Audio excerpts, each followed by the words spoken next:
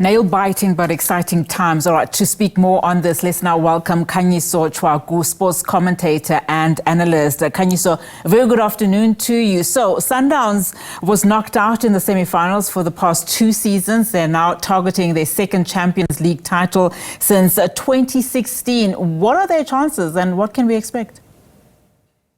Look, they try. Firstly, good afternoon, or good afternoon to the viewers.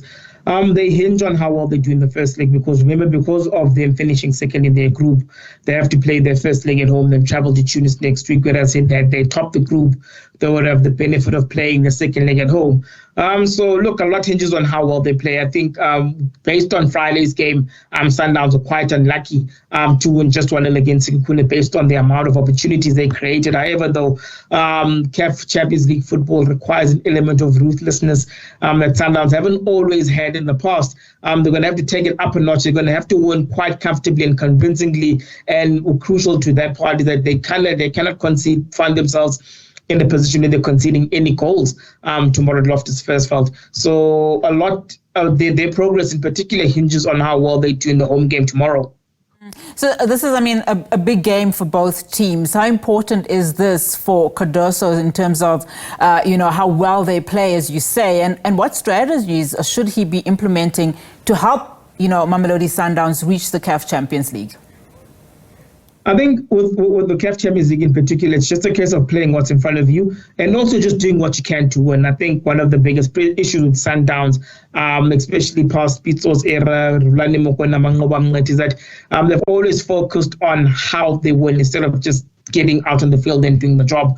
Whereas at this point in time, CAF Champions League football is just about clearing out how you win. I think how the aesthetics don't really matter. Look, I think the first part is that they can't concede. Second part is that they need to score as many goals as possible. How they go about that is going to be the interesting part. They can't find themselves in a position where they walk the ball into the net. They need to take as many opportunities as they come. One of the things about Friday is that they created a lot of opportunities but they didn't convert.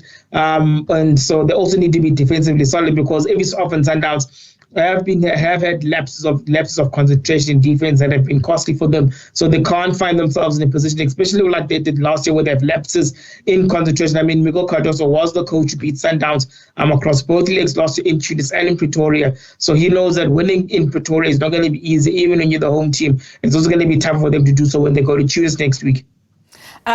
Just staying with your how, what challenges does, firstly, Esperance pose and how does, Sundowns navigate that? Particularly, how does Sundowns' past experience in the quarterfinals and semifinals shape their approach against this team? Look, one of the key parts with the North African teams is that they bring a very physical and very tall challenge in their games. And then they bring a lot of gamesmanship. They know that all they need to do is to get through the 90 minutes, waste as much time as possible. It does come across that a lot of North African teams, when they come to South Africa, they focus less on the football, more on the histrionics, more on the time wasting, and just trying to create the minuscule opportunities with which they score. So Sundowns have to be mindful of the fact that Esperance, this being an away game for them, won't be too phased and interested in playing a lot of football. They'll try to agitate and niggle Sundowns into frustrating them, into making mistakes that they can capitalize on. So Sundowns, over the years, despite the fact they have not won the title for 9 years, they need to show the experience that has allowed them to navigate the group stages with comfort, the same experience that's allowed them to compete on quite an even keel across quarterfinals and semifinals. But I think the most important thing is that Sundowns just need to maintain their composure, stay to what they need to do, and also critically convert the chances. Should they go all the way to the final and, hopefully win? What does this mean, not only for Sundowns, but for also South African football? Look, it's a big deal. If you look at how important have the Sundowns players been for the national team, it becomes important for them to actually go all the way. And also be confident in other players. If you look at how well Pirates navigated the group stages, they went and won in Cairo. And by topping their group, they earned themselves the benefit of playing in Algiers tomorrow night and then playing it at the Orlando Stadium next week Tuesday.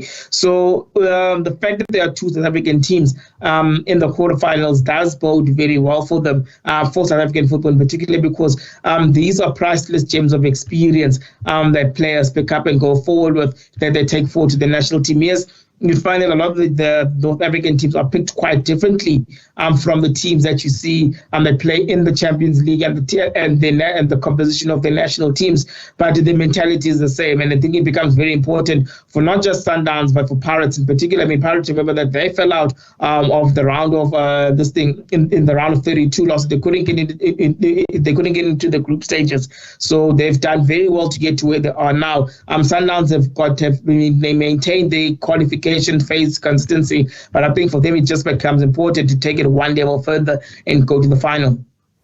I guess a lot rides on this particular match then. Khanyiso, let's leave it there for now. Thank you so much for your time. Khanyiso Tshwaku is a sports analyst. All right, of course, talking about Mamelodi Sundowns going against Esperance of Tunisia tomorrow. That's in Loftus Versfeld in Pretoria.